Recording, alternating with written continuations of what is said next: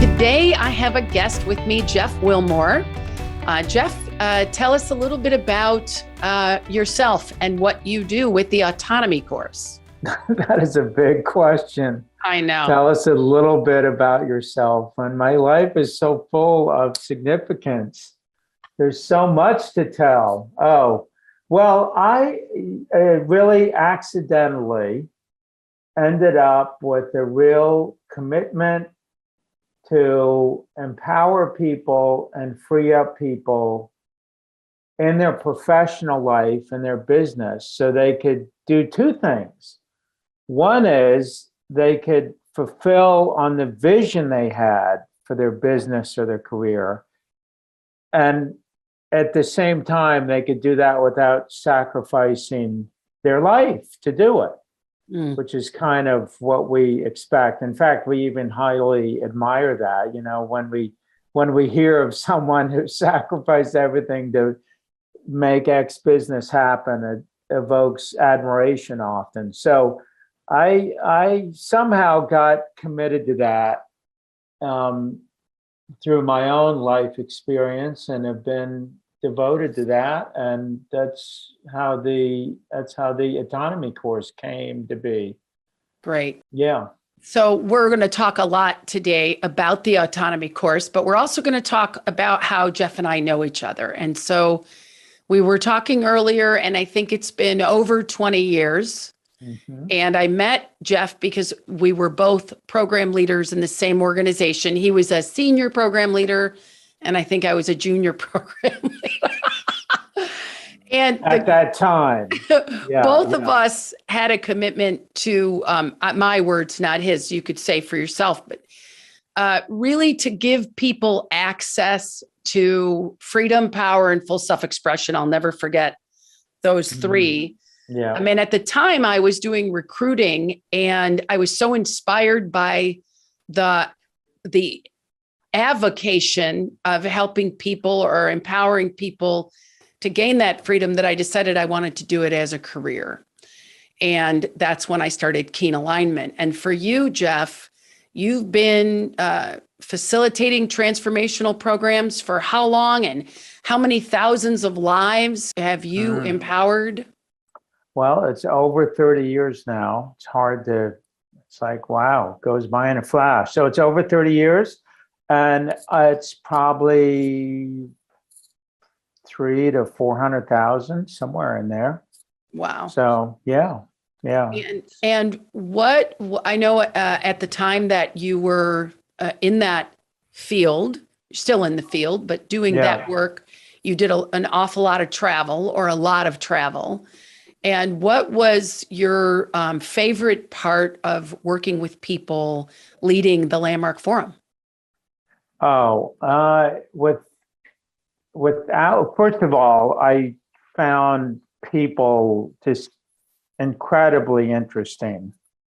And I don't think I ever had that before, but somewhere in creating that career for myself, I ended up really falling in love with how different and strange and unique people are. And in fact, I remember someone in a forum saying to me afterwards, you know, you really do your job well because you actually make it appear like you're interested in the stories we tell. And I'm sure you've heard it all before. And I said, well, yeah, in a sense, you know, once you've been in front of enough people, it's like you've heard this before, but it wasn't like that for me. I actually was interested.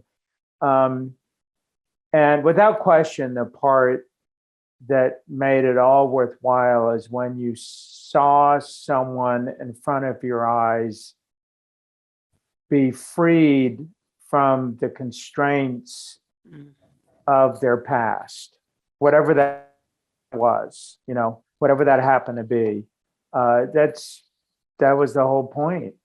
To see someone get free of the burden of my dad didn't love my dad was never there for me and he didn't love me, or to see someone be freed from the self-assessment that I'm just not that smart, and therefore I have to compensate with hard work, and all the different versions of that, many of which we don't even know that we have. Yeah. To see people get free from that, that is the whole point, huh?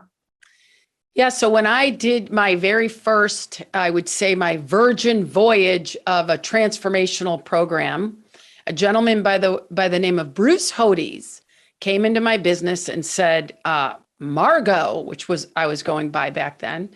He said, which one of your parents was the alcoholic? I said, why would you say that? He said, because you're running an extremely codependent company. And it's, in my opinion and my view, it's a sign that somewhere along the line you learned that that's the way you needed to caretake everybody. And he nailed it. My father was the alcoholic. He nailed it so clearly. He said, I want you to do this program. It's only 3 days in an evening or something like that. But whatever you do, don't volunteer. Turns up, I not only did the program, I volunteered, and he's to this day still volunteering. Yeah. But what I saw in that for myself is that I had related to work like I had to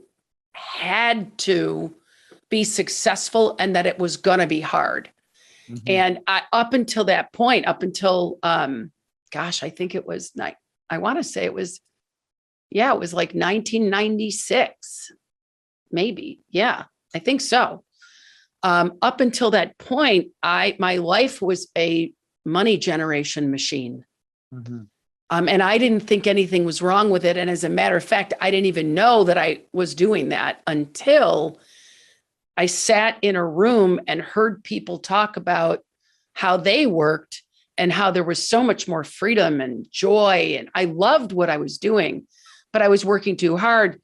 Fast forward now, all the way, 30 years later, and I'm still working hard in a completely different business. That business was a manufactured stress crisis waiting to happen. It was a staffing firm. So it's like an emergency room. They call you up and they say, we need 12 people or we need 14 people. And if you don't get those people in a matter of, I think we had a 20-minute fill, like an industry standard, you have to fill the job in 20 minutes. Crazy. So it was the most, 2008, I sold that business. It was the most freeing experience of my life. And even though it generated a lot of revenue, I was super happy to move on. And then I created Keen Alignment. And, I took a lot of time off in between, created content, did some coaching of people. But now we fast forward to 2022, and I'm working a lot less hard. But what I see is everyone around me is working hard. Yeah. All my clients are working really hard. It is a badge of courage to give up time with the growing children to be with the job. It's like an honor or something. And why I was attracted to the Autonomy Course is I'm 57 years old. I know I have a lot to give, and my clients would say I have a lot to give. And I don't want to go into my retirement. Like, I'm not going to retire, but I don't want to go into my golden years, even though I don't feel like I'm in my golden years, struggling to have a business that works. I want a business that works without me calling all the shots. I want a business that people want to be a part of, like a community, but that people join as community members, not employees. Does that make sense? It does. So tell me how the Autonomy Course is going to help me, and in that way, how it's going to help anybody else who's interested in autonomy in their career. Yeah. Well, this thing of hard work is the answer. While you experience it, all of us have experienced that or do experience that personally. As I like to say it, it's not personal. It's a inherited tradition. It's a inherited conversation that you step into the workforce and you've stepped into. That is the ultimate answer. Whether you even ever talk about it or say it, although we do plenty. You need to work harder. You need to put in more effort. It's what's sold. It's what's promoted as how I got to where I am, how I achieved what I achieved. If you listen to, as people tell those stories about themselves, be it Lady Gaga winning the Emmy, talked about how hard she worked. Yeah. And on and on and on. And Kim Kardashian talked about how hard she worked too. Yeah. So now that's a necessary skill. There are many people who've never developed their muscle to work hard, and it costs them at their ability to fulfill on their commitments, goals, dreams, all that in life. It will cost them, because there are times you need to be able to deliver.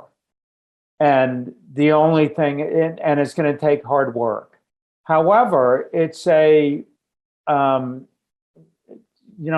I call the labor tradition, which is a tradition of working that was 70, 80 years long, and it was completely appropriate in the old era of work, and it really came into being with labor unions, and you'd get paid by the hour, and you'd have a daily rate. So the more hours I put in, the more money I'd make. If you worked overtime, you got paid extra. All that. And no one comes up with that on their own now. But you step into business, into the world of business, you inherit that conversation. And it's a killer. I mean, it's all these people who study people at the end of their life, and they list out what are the top regrets of people at the end of their life. They're all the same. No, it's the first one is, I wish I'd lived life more true to myself. And the second one is, I wish I hadn't worked so much. So, and that conundrum that you were just speaking about, Maji, is stuck with me in my own work experience of owning a business and being moderately successful at owning a business, and realizing I was only successful because I worked my ass off. Yeah.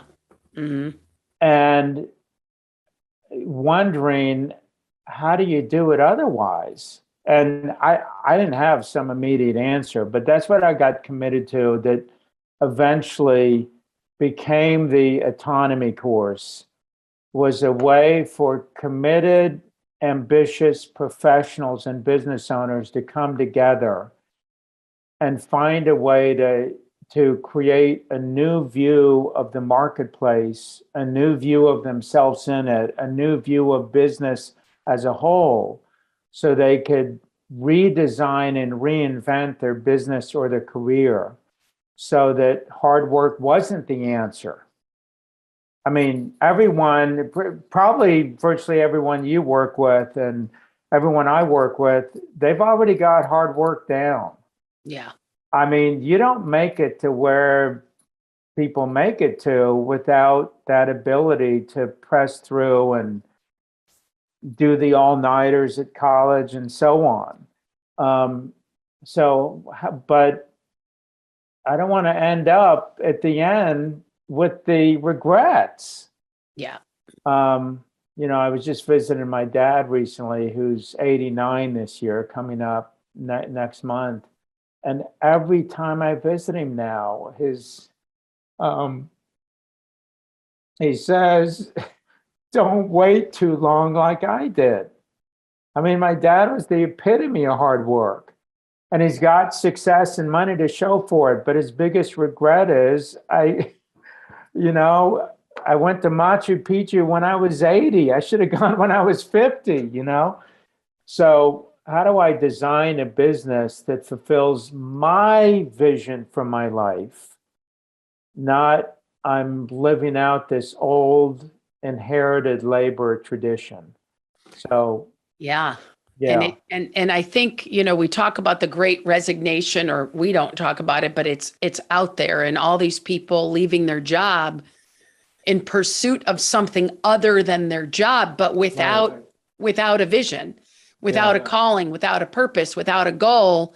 Just, right, they're trading one shit show for the next shit show. And that's really, in recruiting, if there's anything I learned in those 25 years of recruiting, it's the same job over and over again, and the same right, experience, just right. different faces. Yeah, And if you have a person who repetitively has personality conflicts at every job, pretty soon you got to look at the person and say, hey, yeah, maybe I got to do some work inside. yeah, Same thing with the the one who trades time. So it doesn't matter what they're producing, but as long as they put the time in, they feel valor. But the company actually really wants the result. They actually don't want the time. And so I think there's a missing translation, even among the CEOs and the people like that work in the organization. Because if you get alone with a president, CEO, they really, all they want is the results. right, They would rather have it take half the time, half the effort, leverage technology, leverage teamwork, but the translation downstream doesn't make it, because people really, they'll come to their performance review with how hard they worked right, and how much effort they put in, and then they're confused when they're not appreciated for it. right, yeah, So how do you change an entire paradigm yeah. of the world of work? Yes, yes. And you people leaving, you brought up the Great Resignation.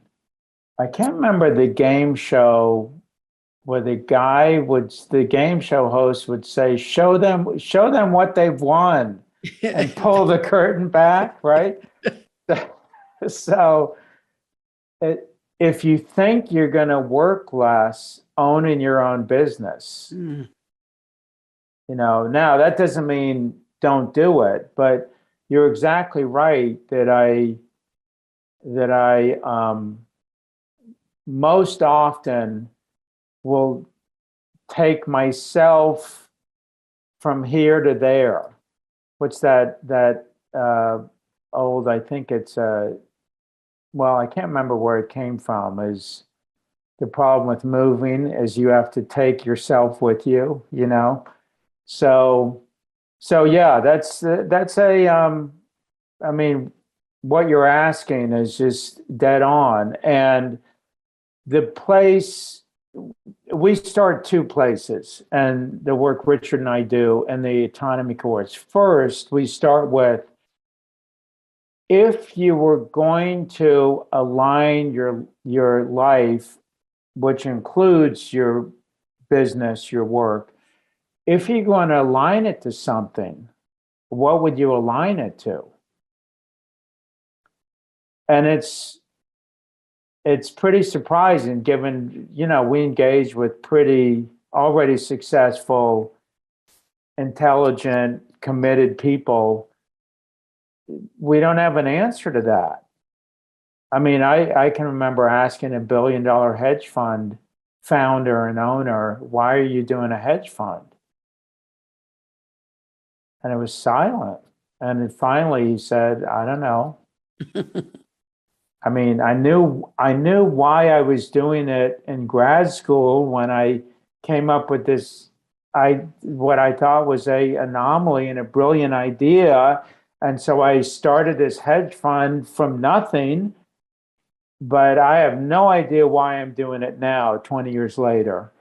So we start with, if you're going to align your life and your business and your work and your profession to something, what would it be? And the answer we propose, it would have to be something that's profoundly inspiring. I mean, wouldn't it? It would. Why would you align your life to something that's boring or something that doesn't inspire you? So we start there.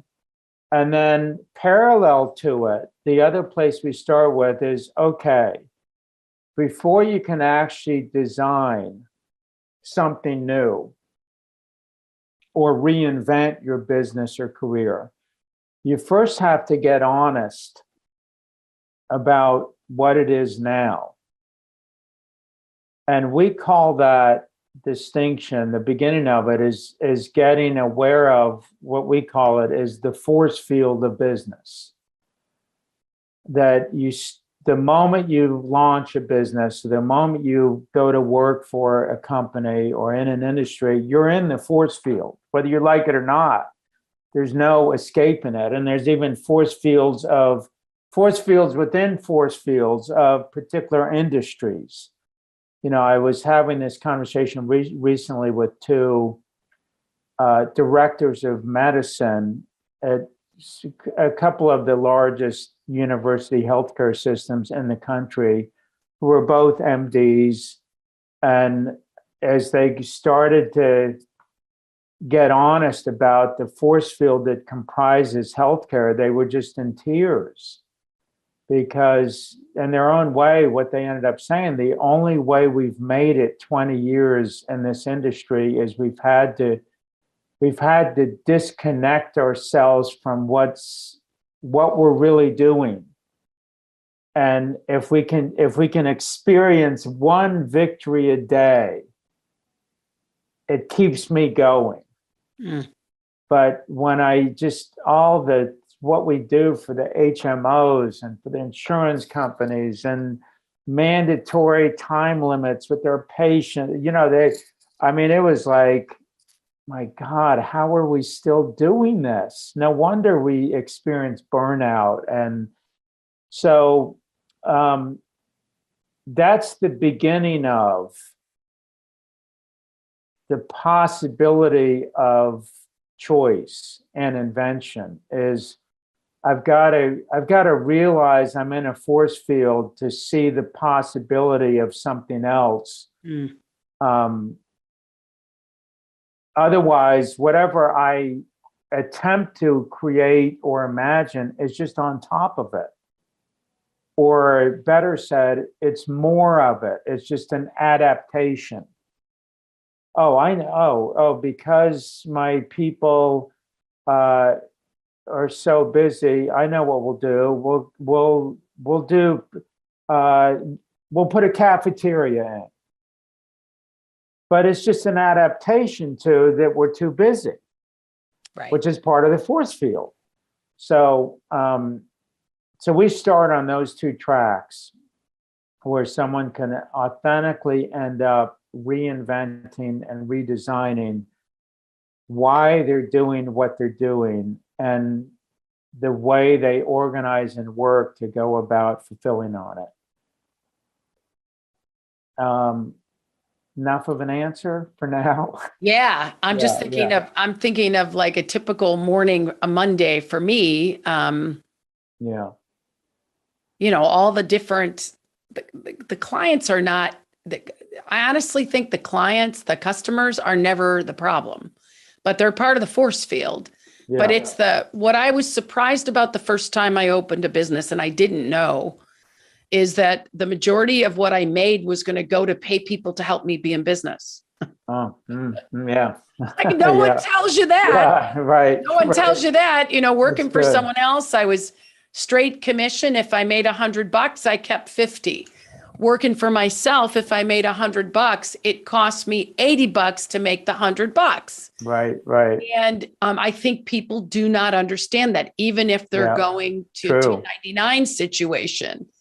Right. And so that the running of the business, the operating of the business, the people side of the business, the day-to-day, I think it's overwhelming for many business owners and even the executives that I work with. It's that like if you put them with the clients, they're happy. Yeah. If you have them solving an infrastructure problem, a challenge among people, then it just goes haywire. So what do you recommend for people that are really committed to liberating their work experience, Yeah. whether they're an employee or whether they're a business owner or starting their own. What do you recommend people do to stay true Yeah. to, Yeah. to their own truth about why they're there and what they want to do? Yeah. Boy, that's such a powerful insight. And it's so true that not always, but in many, many cases, a professional authentically loves what they do. Like the massage therapist loves doing massage, or the software designer loves coding, or whatever the case is.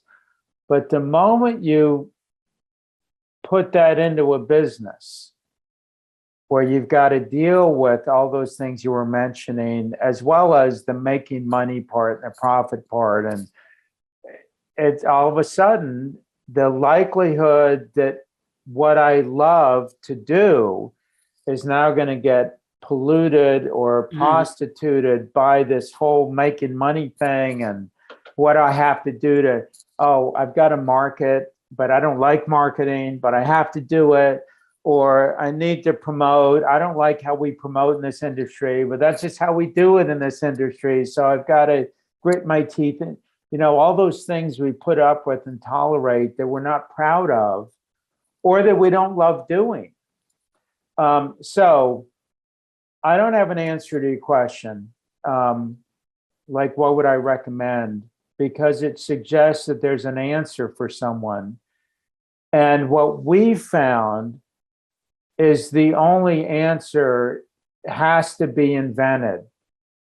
And it takes what I call a triumph of imagination. And the answer they invent will be unique to them, their business, and their industry. And it won't be something that they mimicked or copied off someone else, which I think the world of business and the force field of business is just notorious for that. Yeah.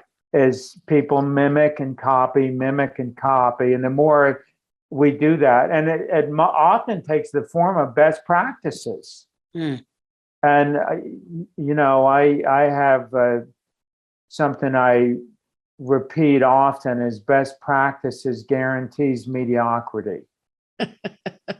And it's very different than we've invented our own standard for our work and our company. And it's a stand we take in the marketplace. We don't do it because it's a best practice. We do it because that's us. And that's why we do this. And that's why we're doing it this way. So, and that, that's that answer. I know people may not like it, but because it takes some time. You rarely invent something in a single moment of inspiration. I mean, every now and then you get some of those, but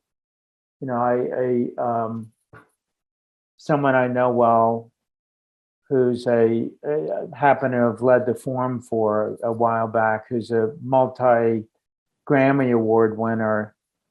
I remember him talking to me about the process of creating these amazing songs he does. And sometimes it's years. So if I'm actually going to invent a business that's unique to my vision and allows me to live true to what I've said is most important about my life, and at the same time generates commercial success, that's a triumph of imagination. That's a process of design and inventing. But you can do it. I mean, it's not that it's not possible. It may not be easy, and that's a different kind of hard work. That's the work an artist does when they're creating. So. Okay. I'm excited about what I get to create. So one of the assignments that you gave us before the class started was to answer for ourselves, and I'll probably get it wrong, but how do we define career? Something like that. Yeah. And I remember when the assignment came, I said, oh, for goodness sakes, I've gotten people jobs my whole life. I know what a career is. But I got over myself because I wanted to do the homework or the prep work. Yeah. And so I sat with that, and it got really confronting, because what I would describe as my career doesn't fit in with any stereotypes of what a career is. I think you think career, and you get your degree, and then you go here, and then maybe if you're lucky, you go here, and then you go here, and you go here, and you go here, and then maybe if you're lucky, you got a gold watch. Well, that evaporated 25 years ago. So now in Silicon Valley, sort of looks like this: bing, bing, bing, bing, bing, bing, bing, bing, bing, bing. And I forget the Maynard someone, the guy who created PayPal, wrote a book called Be the CEO of Your Own Life. And I think, as part of a pitch for PayPal and, selling stuff online. But it was really also about nobody's coming. Right. No one is taking care of your career but you. Yeah. So for all of those people watching that are not business owners, that are either in a job or thinking about a job or wishing they had more fulfillment in their work life, what would be something they could do, like a takeaway from watching this, listening to this, that they could do to feel a little more aligned or a little more fulfilled with what they're either doing for a career or what they want to do? Yeah. Very good. Yeah, it's before I wrote that paper on what is a career, I believe the title is What is it a career? And then parenthetically, looking from an ontological and phenomenological perspective. So for those of you listening or watching, very simply, it's not what is a career as a definition. It's what is a career in a way that creates and says a significant dimension of who you are, of what your life's about. Because a committed professional is going to spend around 50% of their life in their profession working. And what I found is how most people answer the question, what is a career, is with a description of a long-term job. Yeah. Like, oh, I'm an accountant. And so now everyone knows what you do, and okay, that's your career. But if you just notice what that does to any of us when we give any of those descriptions, or we have in our past, like I'm a lawyer, I'm an accountant, I'm in sales.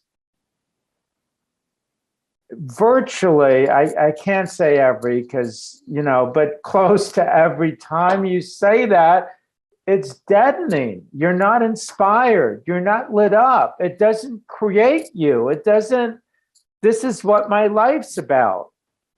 So in answer to your question, the first place someone could start, besides come spend a year with me, right, is if you didn't describe your career with a inherited label, and instead you were actually going to state your career as a declaration of why you're there and why you're doing it and what you do, and the saying of it lit you up, what would you say?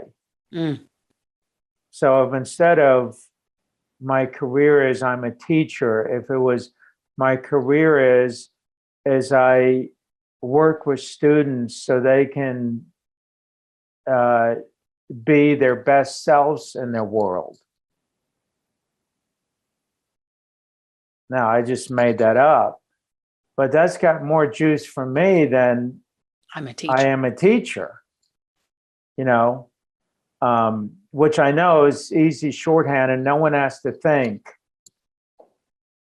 when we say things like that, which is part of the point of it. No one has to think. I don't have to think. You don't have to think. Well, let's take it even one more step. So what I am a teacher, the first thing I think of when I meet somebody and they say I'm a teacher is grading papers. Yep.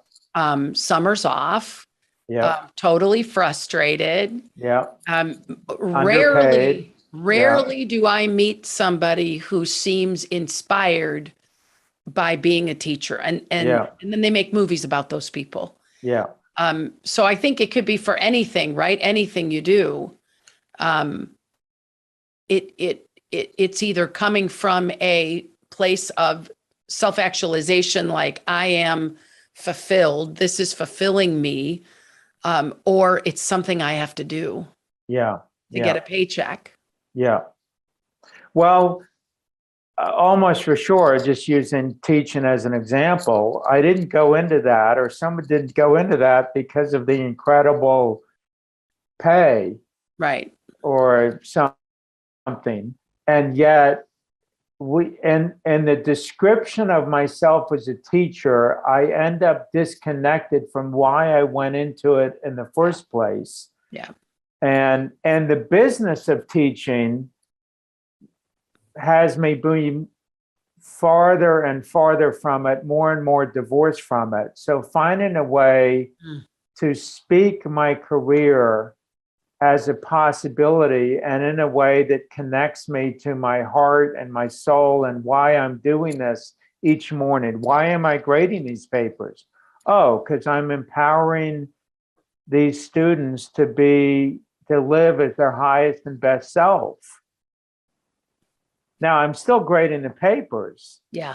But I've got a different experience of grading them then. Yeah. Yeah. Yeah, I could even see that for my company's vision is to forever liberate the human spirit at work, and mine is people are liberated. Yeah. And when I get caught up in like a marketing conversation, which is talk about the force field. Yeah.